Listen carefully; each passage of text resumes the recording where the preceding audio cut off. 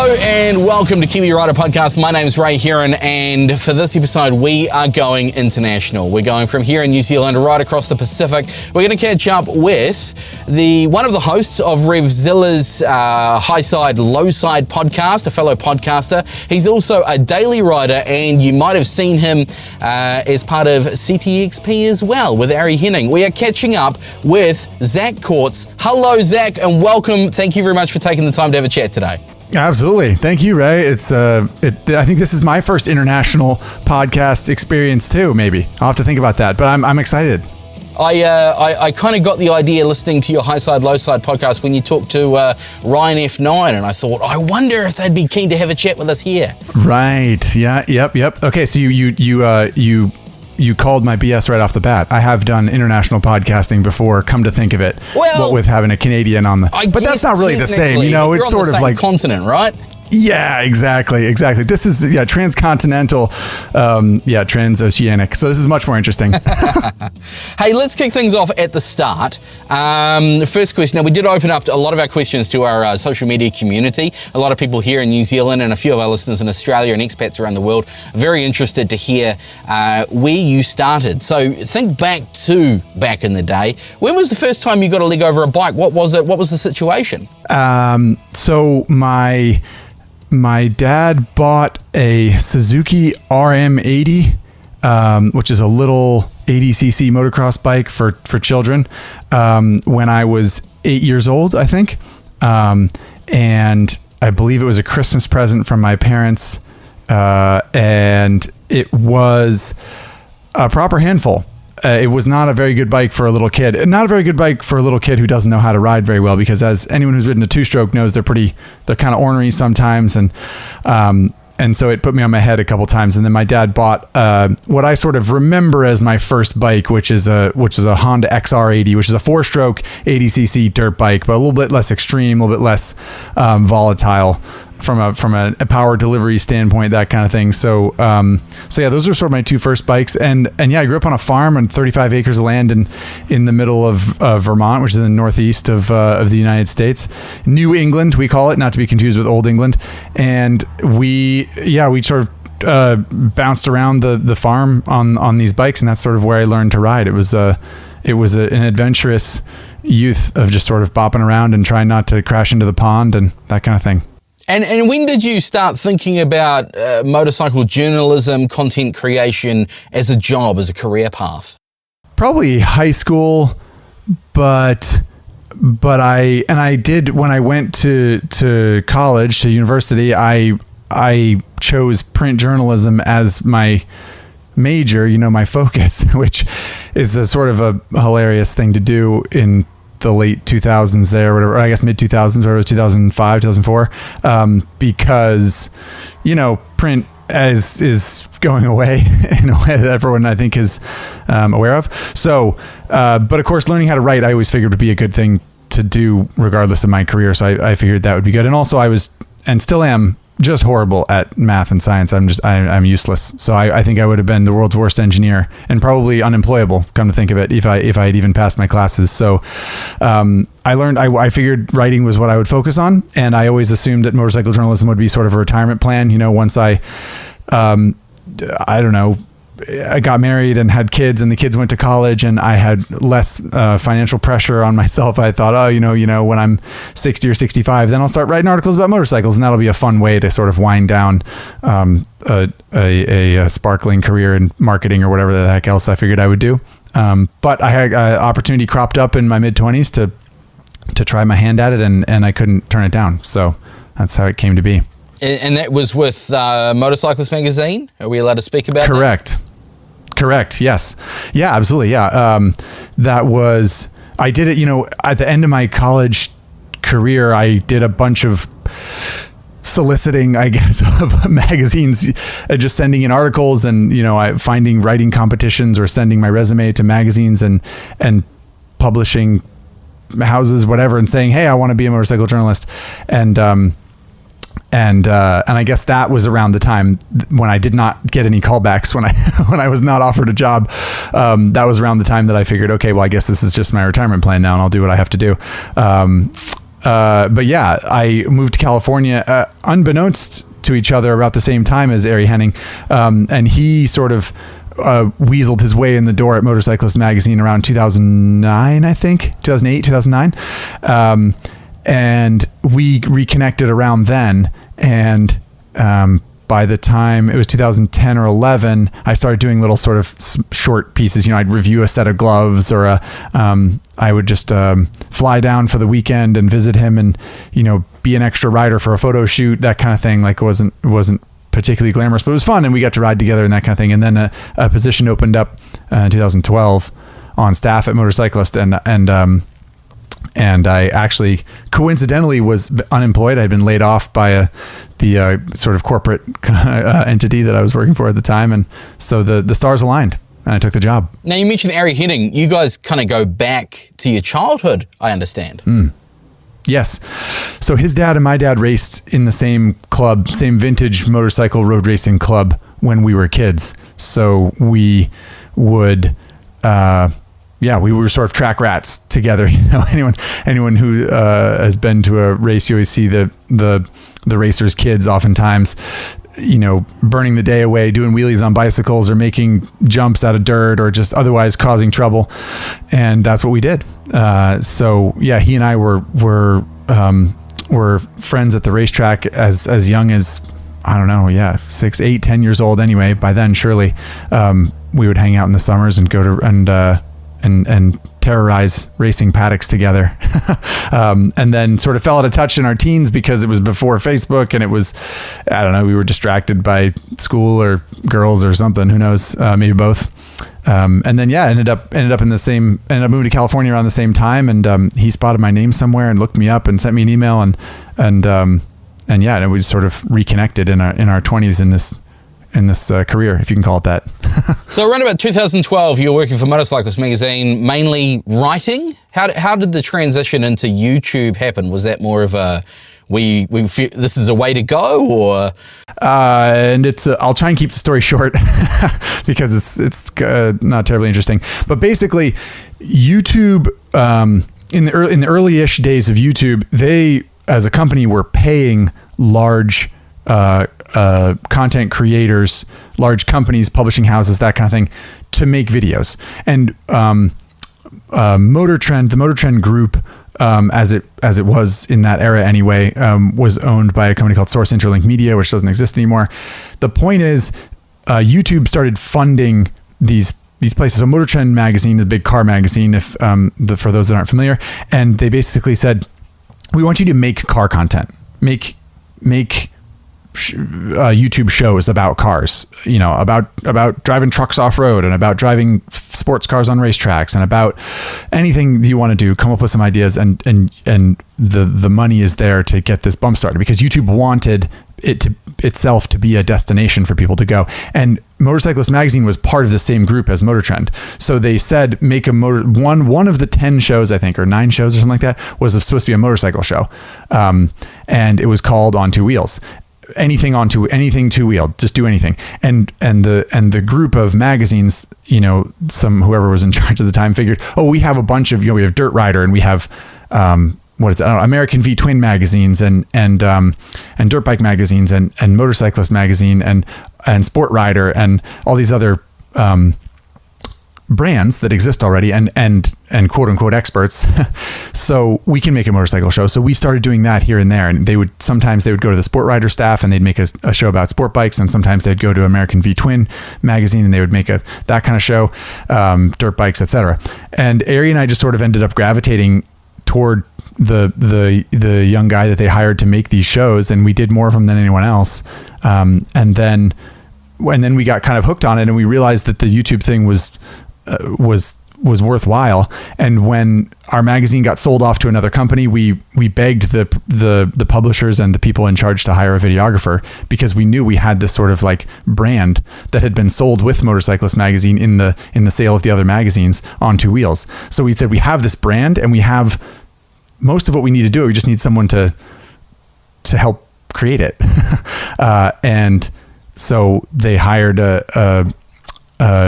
this young guy, Spencer Robert, who was pretty fresh out of college, and and that relationship with the three of us, Arie and Spencer and myself, we did On Two Wheels, and then ended up doing a show for the Motor Trend On Demand channel, ironically, because sort of circled back to that group, and then now at Revzilla.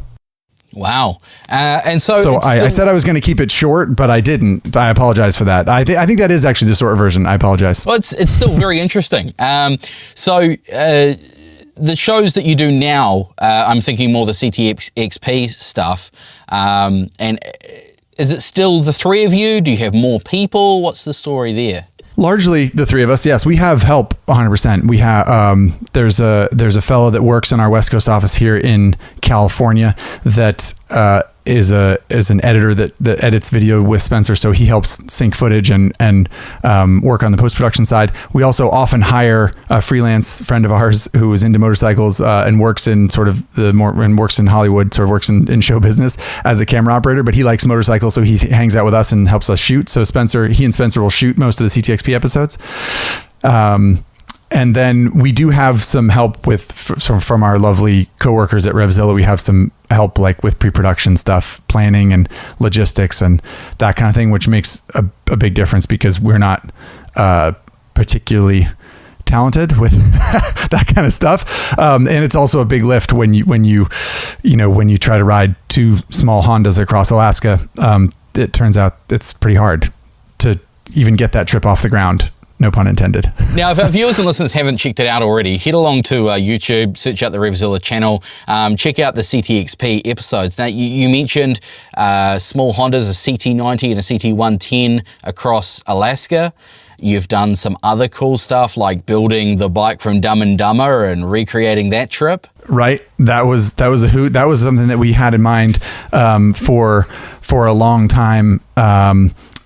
Was sort of, that iconic scene in Dumb and Dumber. What would it be like to actually take that trip across the middle of the United States on a mini bike with a pull start mini bike with no suspension? And we did it. So yeah, if you haven't seen it, please do check it out. It's both of those adventures were pretty wild. And we also do sort of more motorcycle centric stuff as well. We the most recent one that came out was a sport touring performance episode where we took sort of the fastest bikes we could find that come from the factory with saddlebags, and we took them to a racetrack and we tested them against a sport bike. And let's see, what else have we done? We did a cheap adventure challenge where we did a Royal Enfield Himalayan and a CSC RX4, which is like a sort of Chinese made 450cc liquid cooled single that you can get both bikes for 4,500 American dollar, $5,000, something like that, which is fairly cheap over here. So we did a little cheapskate escape episode. I don't know. Anyway, yeah, if you haven't seen the Christmas trees, I found really interesting. Right. Yeah, we did ride into the woods, chop down a Christmas tree and bring it back on a motorcycle, which turned out to be a kind of a questionable endeavor. But that's sort of what CTXP is all about, is getting ourselves into kind of sticky and weird situations in the hopes that it exposes the audience to something in motorcycling that they weren't expecting, or inspires them to go do on a trip themselves, or at least you get entertained. That's the idea. And yeah, to answer your question, that's all Arie and Spencer and myself basically. We do have that one extra shooter, our friend Andrew, who comes along for a lot of them, but the Christmas trees on ADVs one and the cheapskate escape one I mentioned, Spencer actually shot those all by himself entirely, just a one-man crew. He was on a motorcycle with us. And so if you haven't seen those and you're about to watch them, keep that in mind. I'm always, I don't know, he's a good friend of mine, and I'm very impressed with him as a professional. But keep that in mind as you're watching some of those, that some of them were shot by one person on a motorcycle alone, and which is, in my opinion, pretty impressive. Absolutely. I mean, having done a few minor kind of adventures with my co-host Matthew Day Gillett here on the podcast, and just being the two of us trying to film and record a podcast and get all that content together, it really brings a new admiration to the work that you guys do, because you managed to stitch together a very well formulated story and keep that interest all the way through. Right. Well, that's mostly Spencer. He is a motorcycle enthusiast and a lifelong rider, but also went to film school and is a complete movie buff, and so he's very, very interested and enthusiastic and high energy about making sure that you get the right shots and you edit it all together and it works. It's cohesive, and which I would say we don't always achieve, but any of it that we do is on him for sure. Hey, what drives you to do the work that you do now? Well, good question. I don't know that anyone's ever asked it that way. I mean, it's pretty good work if you can get it. If we're honest, I'm lucky to be paid to do what I do. So I think that, you know, what drives me to do it is the joy of riding, really. And I want people to feel that same joy. So I try to emote that in my writing, in videos, whether they're small, you know, low production videos or they're big CTXP episodes. I think just want people to enjoy motorcycles and have fun and experiment with the different facets of motorcycling, and whether you're getting to work or you're traveling or whatever you're doing. So I try to just be as good an ambassador or as good an example as I feel like I can be for what motorcycles can bring to your life, because for me they've brought a lot. Great answer too. Daily Rider, this is your other show on Revzilla. Yes, sir. And it is literally just you on your way to work, as I understand it. What's the process for you for reviewing a bike, and how do you formulate your opinions that you're putting across in that show? Yep. Yeah. So that's a much smaller ball of wax there, Daily Rider, which is essentially just a GoPro on the chin of my helmet, and I talk as I ride, and the idea is it's supposed to be a very unfiltered review of the bike, and it's not formal, but it's also, you know, because it's so casual, people hopefully get a better idea of what it actually feels like to ride the bike. And as far as the process, I mean, I try to spend as much time as I can on the bike, and sometimes it's only, I don't know, a couple tanks of gas or something like that. You know, it's sometimes the loans are short. We only have bikes for a few days or something like that. But basically I just try to immerse myself as much as I can in the experience of riding the bike and using it in its appropriate, you know, in its commensurate environment, you know. So if it's a sporty bike, I go to sporty roads. If it's an adventure bike, I try and, you know, slam down a dirt road somewhere or jump it off something, and just try and do as much research as I can, get some fuel mileage figures so people know what to expect, and sit on the seat for hours on end at least, so that I can say with confidence that it's comfortable or it's not. But at the end of the day, it's a pretty quick snapshot of a bike, really. You know, like I don't live with it for a year and change the oil a bunch of times and stuff like that. So I only have the bikes for short periods of time, but I try to be as diligent and as sort of complete as I can, so that when people watch the show or listen to it or whatever they do, they get a good sense of what it would be like to actually use the bike day to day. Now, you own a KTM. Famously, you're hanging on to it.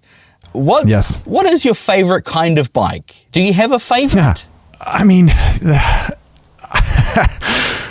these are big questions. I think I am drawn in my heart of hearts to road racing, high performance, you know, sport bikes, because I have a road racing background, and that's sort of, you know, MotoGP riders have always been my heroes, that kind of thing. That's it. You seem pretty handy on an adventure bike as well. Well, I think part of that's growing up on a farm in Vermont, and, you know, I didn't really have my tires on pavement until I was 16. You know, I spent half my life in the dirt basically before I was allowed to ride on pavement legally. So, or half my motorcycling life, I should say, at that point, which was half of my actual life. And I think whenever people ask me what I would actually get, you know, whether I live in Los Angeles or I live wherever, I think, truth be told, if it was like gun to my head, you have to have one type of bike for the next 5 years or 10 years or something like that. I think adventure bikes are pretty hard to argue with, and that is the, you know, the broad sphere of things you can do with an adventure bike. I so appreciate, and I mean, they're great to ride to work. They're fun on a twisty road. You can chuck them down a hillside, some of them, and pick them up and keep riding them. And I love that aspect of, I think it encapsulates the sort of the essence of what people love about motorcycles in a very modern way. And so I guess, like I said, if I had to choose a bike or a type of bike, it would be adventure bikes, but I do have a calling for high performance and, dragging my knee around a racetrack. Does that mean something like the Tenere 700 compared to the R7? That's kind of where you would... I mean, I'm showing my blue blood in every single episode of this podcast. I show my blue blood. I've got a Tenere 700 and I ride it daily. And you probably saw from the email address I contacted you from, T7Adventures. Yes. But, I mean, that kind of, where Yamaha are going with that CP2 engine, putting it in the sports bike, put it in the adventure, put it in the Lambs MT07. Is that a good fit? Yes. You mean is that my potential blue-blooded dream garage to have a T7 and an R7? Is that the question? Yeah, I think the R7 is great. I've ridden it on a racetrack. I've ridden it to work. It's not especially comfortable, but every good sport bike is not particularly comfortable. And I thought it was a hoot on a racetrack. And actually, in honor of you, to a certain extent, I want you to know that I rode a Tenere 700 home today from the office before this interview. So I'm freshly steeped in Tenere 700. Ooh. Is that an insight as to what we can see coming out content wise? I actually think I already did a Tenere 700 on Daily Rider. You did, yes. So it's not coming to Daily Rider. No, we actually have a Tenere 700 in house for an adventure event that we're doing in California, the Get On Adventure Fest. So Arie and I and Spencer and Spurgeon and Jen, Brandon and Patrick, all the other people you might see on the Revzilla channel are going to be out riding adventure bikes around. So that's why we have the T7 and I was happy to see it in the garage. I nabbed the key and rode it home. It's a good bike for sure. Think about your experiences, the different bikes that you've ridden. Now this question could be taken two ways. What's the best experience you've had when reviewing a bike, or what's the most memorable experience you've had? I think that one experience that comes up very often when this type of question is asked is an Aprilia RSV4 1100 event that I attended at the Mugello circuit in Tuscany in Italy, and it just so happened that Arie and I were both able to go to this event, which is not typical. And we spent at least a couple of sessions on this track reviewing a super bike, as is our job, as is our lease in life. But basically, riding around this sort of cathedral of road racing and a famous place on a very fast motorcycle, going 200 miles an hour down this straightaway, these sort of like hallowed corners. And at the end of the day, I felt good about the review that I produced about that bike. And I felt like I did my job well, but it was also one of the more memorable things that I've ever done, in part because I was able to share it with a friend, someone, we rode, like I said, we rode bicycles around in the paddock when we were little kids. We jumped little dirt bikes together. We fell off. We watched each other cry and bleed, and have had this joy of riding our whole lives. And so to sort of go down the front straightaway at Mugello on a $25,000 super bike, playing tag with each other at 200 miles an hour was kind of fun, but that also that's sort of a two-dimensional word. It's the type of fun that most people don't ever get to have, frankly. You don't get to have those experiences with people that you care about, doing something that you care about in a place that so many other people have cared about. I love that answer, because it also illustrates that what we do, not just as journalists but as motorcyclists, is more than just the machine we're riding. It's the company we keep and the passion we share at the same time. Sure. I think do you have the term bench racing in New Zealand? Is that something you guys say? I haven't heard it. Okay. So bench racing is sort of basically it's sitting around chewing the fat about things that you've done or things you'd like to do or things that you did, motorcycling wise. And I think that that's such a big part of the culture, right? Is the community. And another, if you distill the word community into what it means for people, it's sharing things with other people, right? You know, you and I are having a conversation now because of motorcycles, and whether you're best friends or your new friends, doing stuff with other people and having that sort of mutual appreciation for what you're doing and what you care about is, yeah, like you said, that's such a big piece of what we do. Absolutely. Do you get many bike trips in that don't involve content, don't involve a camera, just for you sort of thing? Good question. No, not really. And it's something I need to be better about. I almost never go on a quote unquote Sunday ride, you know, because I often find myself on a weekend enjoying hanging out with, you know, friends who recently had a baby and taking a walk and talking about sports and weather and travel and so stuff that's not motorcycles, because I spend my whole week talking about that, which is sort of the darker side, maybe, or the double-edged sword, at least, of being a professional motorcycle person, is that you sometimes want to escape it, but inherently you're escaping something that you love. So I don't do a lot of trips that don't involve a camera, but I do make a point sometimes to, and I mean, I still love motorcycles. I still will take my personal motorcycle to the grocery store to get, you know, like, oh, all I need to get is, you know, these few things. Well, I'm just going to take my bike because I know it's going to be fun, and I'm not making a video. I'm not doing any research, but I am going to have fun because at the end of the day, I love riding. So, the trips that don't involve like actual big journeys that don't involve content are few and far between, but I do still have it's still the passion still burns in a way that's noticeable and notable, I think. Brilliant. When you're not riding then, you're not creating content, you're not doing motorcycle stuff, what sort of hobbies do you have? What do you even do?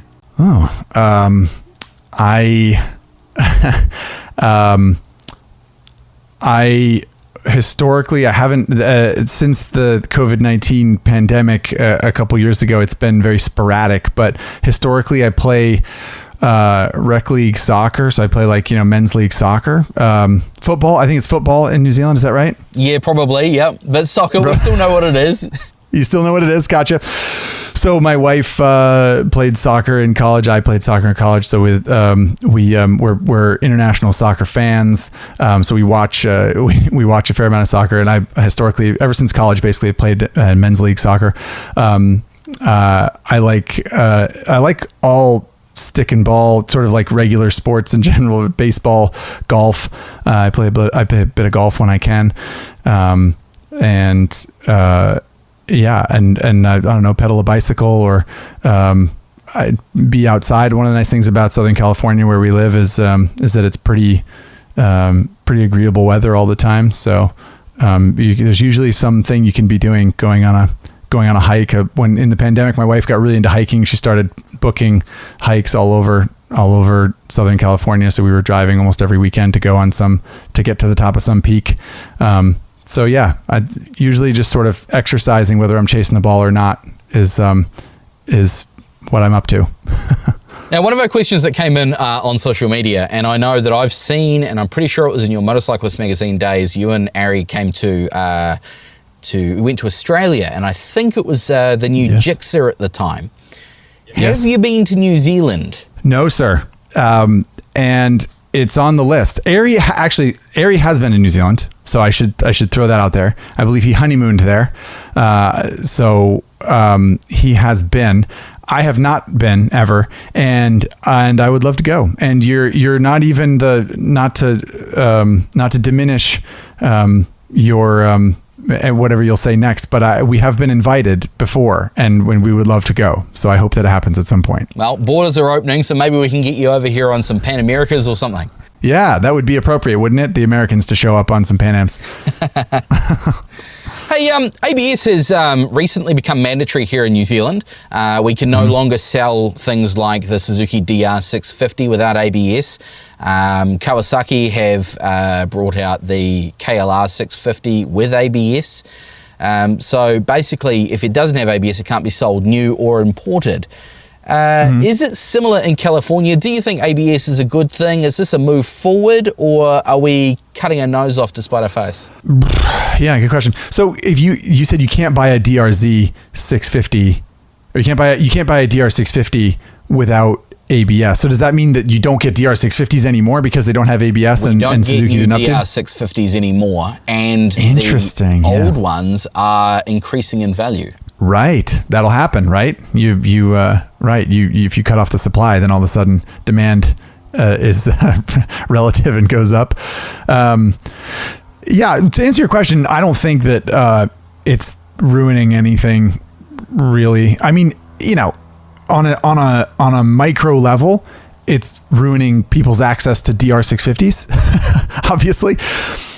But in general, I think ABS is a good thing. And to be, you know, I'm the daily rider guy, right? I'm the guy who is sort of, at least outwardly, I am, my main focus is riding to work every day, which I don't think is true at my core, but the bottom line is that's the person I often have in mind. And for someone who's just getting on their bike every day, whether it's to go to the office or to visit friends or whatever it is, as I lived my life for many years, it's hard for me to think that ABS is a bad thing. I think the mandates are good. And I think that, frankly, I think manufacturers would lean that way anyway. I think that they probably appreciate the good it does for riders and the good it does for the industry or the perception of motorcycles, at the very least, to have more safety features. You know, I don't think that, I think that cars having airbags, you know, whether they're mandated or not, automobile manufacturers can appreciate the benefit there. And I think that there's a benefit in ABS. I don't always love having ABS. I'll say that, especially from an adventure standpoint. But in general, I think that people should welcome it and understand that it's evolving and getting better and better all the time. And if you really, really don't want it, there's always a way around it. Tell you what, the T7, I quite often, stop for a quick yarn, turn the bike back on, jump back on, we're on a gravel road and come to a downhill and go, hang on, I haven't turned the ABS off. Yes. Yep. Absolutely. Yeah. And and all ABS systems are not created equal either at this point, you know. Some of them are very rudimentary and can be a little sketchy, and some of them are imperceptible. They're so advanced, you know. Motorcyclists around New Zealand seem to have a very strong opinion, especially on social media, as to what constitutes a motorbike, a motorcycle. It doesn't, what does constitute a motorcycle and what doesn't. Let's play a game, and I'd like to introduce you to some, I think it's Kiwi vernacular. Let's play a game of Moto Yeah or Moto Nah. Okay.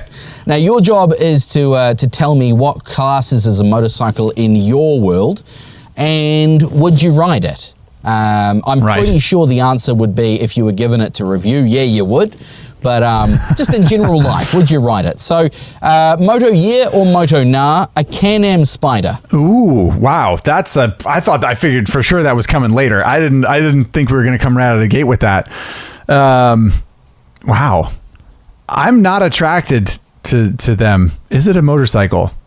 Not really. No, I don't think so. Is it? I mean, it's got 3 wheels. It's sort of like, is a motorcycle with a sidecar a motorcycle? Kind of, but it's got a sidecar on it. And if you're using another word to describe what it is, then it's not just a motorcycle, is it? So I appreciate it for what it is and the people that like it. I'm not attracted to a motorcycle that doesn't lean over. That's not really my thing. But would I ride it? Oh yeah. To your point, would I ride it to review it? Absolutely. Would I buy one? No. So I'm going Moto Nah. I think. Hey, Can-Am Spider is not a motorcycle. I don't know. So what's the general opinion in New Zealand? Well, is it, do you call it a motorcycle? The interesting thing is, in New Zealand, it can be registered as a motorcycle, or it can be registered as a car. So you could have... Oh, really? Either one? You could have his and hers. One is a car, one is a motorcycle. And if one of the party doesn't have a motorcycle license, they can't ride the one registered as a motorbike. But they can drive the one registered as a car, even though it's the same vehicle. Yeah. Wow, that's a head screw, huh? That's wild. All right, next on the list, Moto Yeah or Moto Nah, the Yamaha Niken. Moto Yeah. Absolutely. That's a motorcycle. It's a strange motorcycle, but yes, it leans over and, you know, from the headstock back, it's very clearly a motorcycle. The tires are round. Yeah, you can lean it over. Have you ever ridden one? I have not, and that's purely due to my laziness. I haven't gone and found one to ride, but I have been up close and personal and looked at them, and I think they're fantastic. But that's my blue blood again. Right, fair enough. You're a tuning fork guy. I get it. So I think as an engineering exercise, it is fantastic. It's super interesting. What I think is interesting about it is that when you ride it, if you were to put someone on a Niken blindfolded, so to speak, and then take the blindfold off and have them ride away and have them not realize what the front end is, do you think you'd be surprised at how many people would think it's just a motorcycle? It doesn't feel that different, which is surprising because it looks otherworldly. And if you don't put the kickstand down right, it's going to fall over. Correct. Which is as rudimentary and sad as it is, that's a pretty good test for a motorcycle, I think. So with that in mind then, the Yamaha Tri-City or Tricity. So you're going to have to, we don't get that here. But I know what it is. It's a reverse trike thing, right? So 2 wheels in the front, 1 wheel in the back, correct? Yeah. So if the Niken is a motorcycle because it doesn't fall over, it does fall over, then the Tri-City potentially won't be because it will stand up on its own. 2 front wheels, 1 rear wheel. Right. But it does lean. So you can lock out the steering so it doesn't tip over. So it's like a Piaggio MP3. So you can lock it out and it won't tip over. But once you're moving more than 3 miles an hour, it unlocks and you lean over, right? Exactly. Interesting. Well, you know, you get into the argument of like what's a scooter and what's a motorcycle, which is a whole other kind of ball of wax, whole other podcast, you might say. But I'm going to go Moto, yeah. Motor scooter, yeah, definitely. Okay, so it's more of a scooter, but we're going to go with a yes. The other one another one on the list was the Piaggio MP3, which is basically the same. Yeah. Okay. So yeah, and I have ridden one of those, and it feels like riding a big scooter. And my opinion of scooters in general is that they are motorcycles. So ipso facto, Moto, yeah. Okay. The Honda Grom and the Honda Navi. Are they motorcycles? I put them together because they're very similar yet different. Aesthetically, you know, next to each other on a showroom floor, someone who doesn't know about motorcycles might even think they're the same thing, right? I mean, they're pretty similar. But those of us who know motorcycles know that they are quite different underneath. And a Grom is definitely a motorcycle. That's a hard moto. Yeah. I mean, it's just a small motorcycle. That's all it is, but it's definitely a motorcycle and it's great fun. The Navi is basically a scooter dressed up to look like a motorcycle, which based on what I said before about how in general, I would say I would call scooters motorcycles because, you know, because they have an engine in their cycles. So yeah, I think that the Navi's a little motorcycle. Yeah. Moto, yeah, for the Navi also. Right. Even though we're getting close to the edge. And the last one on the list, it's kind of 2, but really only 1. And you've ridden them recently. The Honda CT90/CT110. Yes. Yeah, I mean, if a Honda Navi is a motorcycle, if I'm given that the nod for Moto, yeah, then I gotta then a CT90 or a Trail 125 or a CT110 or any of the iterations of Honda Trail, that's got to be a yes. I mean, you got a shifter, you got a handlebar, it's a little motorcycle, right? I don't know. It's a slush box transmission, but yes. In the opinion of the official Zack courts, Moto, yeah. Outstanding. So thank you very much for playing the first edition of Moto Yeah or Moto Nah. Oh, was that the inaugural one? Okay, right on. Cool. Fair enough. What about did my opinion differ from yours at all in any way or? Not really, but then I don't conform to what the angry people on social media would say. I see. So give me your opinion and then give me the angry people's opinion. Okay, so yeah, I'm curious. Can-Am Spider, I agree. I would ride it, I would review it, I probably wouldn't buy one. It doesn't lean into the corners enough for me to think it's a motorbike. And I also, I find that you probably can't lane split with one. Ah, true. And that's legal in New Zealand, I take it? That is. Lane splitting and filtering are both legal in New Zealand. Gotcha. Yamaha Okay. Nikon, definitely a motorcycle. MT09 rear end. They've done some trickery with the front. Piaggio MP3, I would put that in the scooter, and the Tri-City as well. I put that in the scooter kind of bed. And interestingly, both of them are the same as the Spider in New Zealand, can be registered as cars or motorcycles. And the way to tell the difference is if they've got a front number plate, they're a car. Wow. That is a real curveball. I wouldn't have expected that. So you would say they're not motorcycles, they're scooters, which are two different things in your opinion? Yes. Okay. All right. Fair enough. But scooters, to me, are the baby brother of motorcycles. So they still come into the family. Okay. You still give them a wave when you see them on the road. Yeah. Unless they've got a front number plate. Pretty much exactly. In the same way that a Tenere 700 fits into the MT family.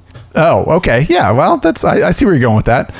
And then what about the rest of them? Honda Grom and Honda Navi.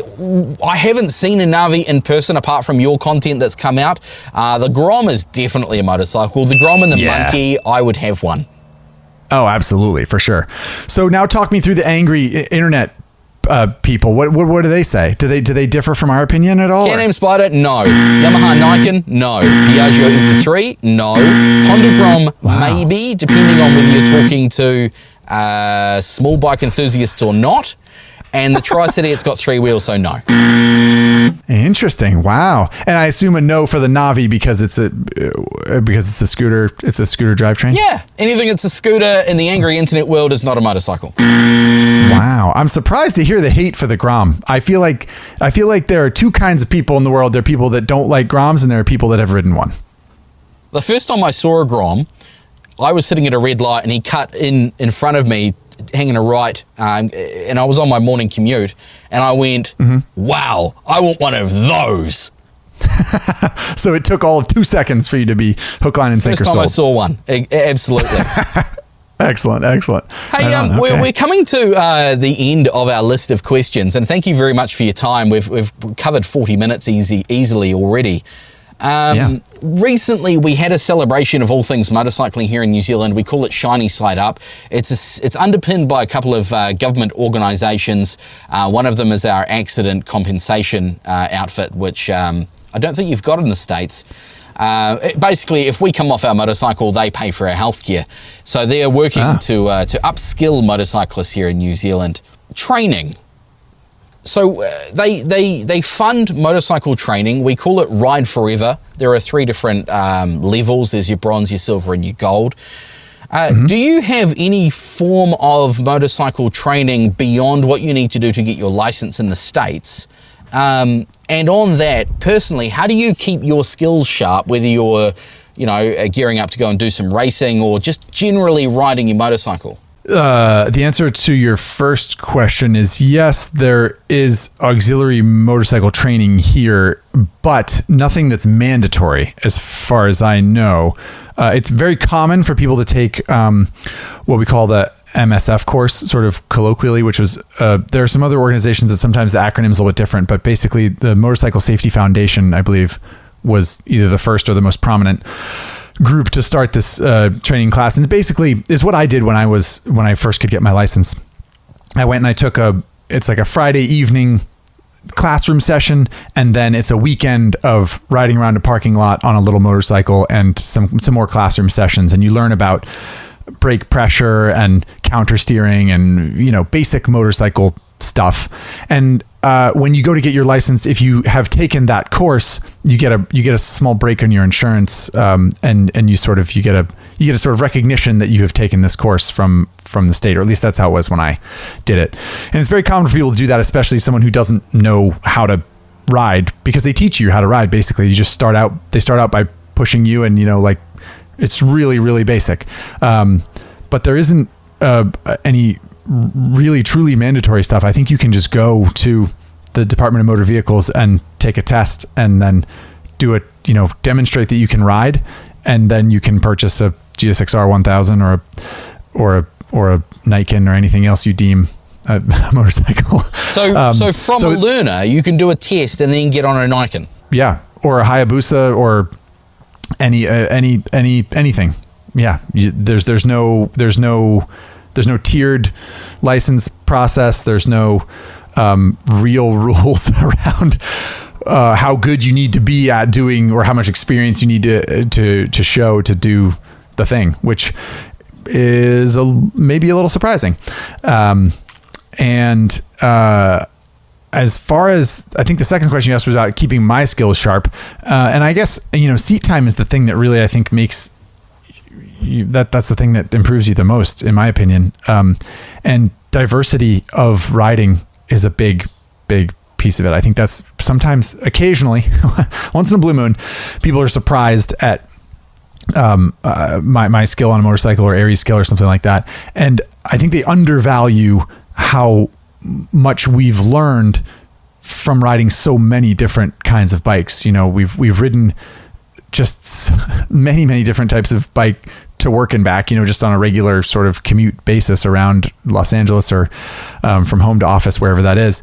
And then we've ridden lots of different dirt bikes in the dirt, and we've ridden supermoto bikes, and we've been to motocross tracks, even though we're garbage motocross riders. And we spent lots of, many years road racing, and we've ridden scooters for miles and miles and hours, and mini bikes in parking lots, and all of these things, really contribute to a larger understanding of vehicle dynamics and of skill, to put it bluntly.